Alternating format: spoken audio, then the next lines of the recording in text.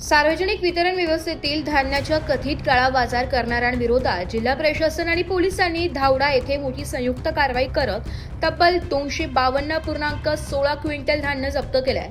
या प्रकरणी जीवनावश्यक वस्तू अधिनियम 1955 अंतर्गत 4 जणांविरुद्ध गुन्हा दाखल करण्यात आला असून संपूर्ण परिसरात या कारवाईची जोरदार चर्चा सुरू आहे। ही कारवाई जिल्हाधिकारी आशिमा मित्तल यांच्या मार्गदर्शनाखाली तसेच पोलीस अधीक्षक तेगबीर सिंग संधू आणि जिल्हा पुरवठा अधिकारी सुकेनशिनी पगारे यांच्या निर्देशानुसार राबविण्यात आली।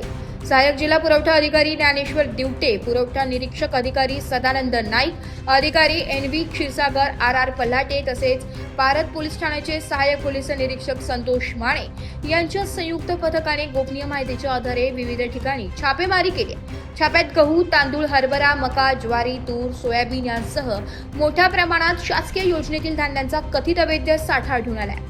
विशेष म्हणजे गरोदर माता व 1 ते 3 वर्षांच्या बालकांसाठीचा पोषण आहार तसेच वजन काटाही जप्त करण्यात आला आहे। अनेक ठिकाणी धान्य खरेदी, विक्री, साठा आणि वाहतुकी संदर्भातील आवश्यक कागदपत्रे उपलब्ध नसल्याचं तपासात समोर आल्याची माहिती प्रशासनाने दिली आहे। या प्रकरणी पारत पोलीस ठाण्यात गुन्हा क्रमांक 1994/2026 अंतर्गत गुफरान सुलेमान शेख, सय्यद जमान शेख, सय्यद करीम शेख, जावेद शेख, खाजा तसेच एका अज्ञात इसमाविरुद्ध जीवनावश्यक वस्तू अधिनियमाच्या कलम 3 व 7 अन्वये गुन्हा दाखल करण्यात आलाय।